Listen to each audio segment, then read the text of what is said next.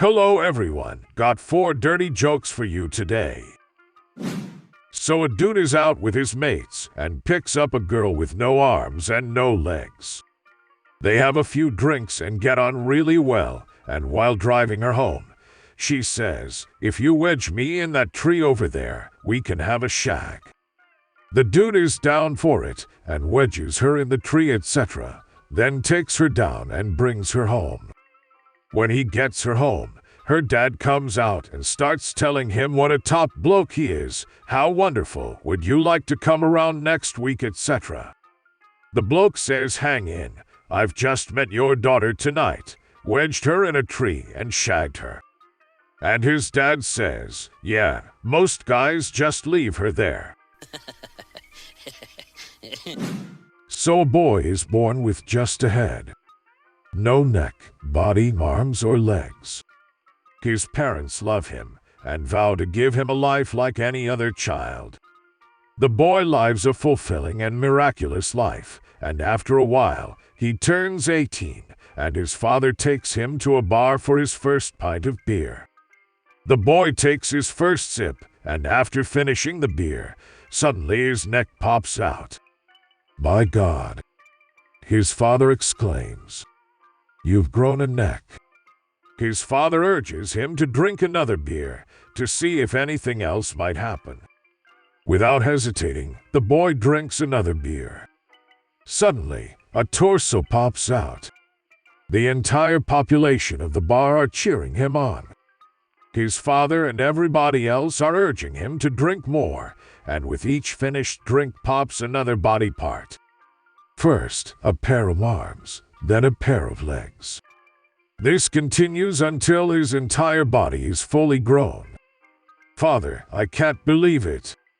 I can finally walk. I can use my hands and my legs. I can even run. Watch." Without further ado, the boy runs out of the bar, shouting joyfully. Suddenly, the boy runs into a busy road and is unfortunately ran over by a truck. The boy died instantly. Everybody in the bar is silent besides the bartender, who says to the boy's father, "What a shame. He should have quit whilst he was ahead."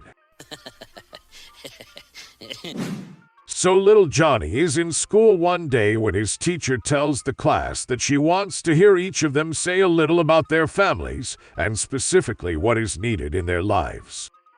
The first student is a little girl. She stands up and says, "My family is mostly happy, but what we really need is a bit more money. My dad leaves for work before I'm even awake, and he works hard until late at night to put food on the table. Money is needed in my family. More time with my dad is needed." The teacher is moved. She thanks the student and moves on to the next. A little boy stands up and says, "All we are missing in my family is my older brother. He went off to fight in the war a year ago and nobody has heard from him since. My mom always waits for him by the window. My brother is desperately needed back in our family." The teacher is now tearing up. She thanks the little boy and moves on to the next student, eventually making their way around the classroom with one heartfelt response after another. Finally, they come to the last student, little Johnny. The teacher has come to expect antics from him but gives him a chance. "Little Johnny, what about you? What is something needed by your family?" Little Johnny stands up briefly and says nothing. "We have everything," and sits back down. The teacher, slightly upset, asks, "Now how is that possible? Each of your classmates have shared something. How can you be so sure that your family doesn't need a thing?" Little Johnny stands back up and says, "Well, I was watching TV with my parents late last night when my sister came home crying. She said, 'Dad, please don't be mad at me, but I'm pregnant.' My dad disappointingly slapped his knee and said, 'Damn it. That's all we needed.'" So a sex addict, an alcoholic, and a chain smoker go to a hypnotist. The hypnotist tells all three that while under hypnosis, if they ever indulge in their vices again, they will die immediately after. On the way back from the hypnotist, the three men are walking by a bar. The alcoholic can't help himself. He says, "Screw it. That guy was full of shit. There's no way one little drink will kill me," and goes into the bar.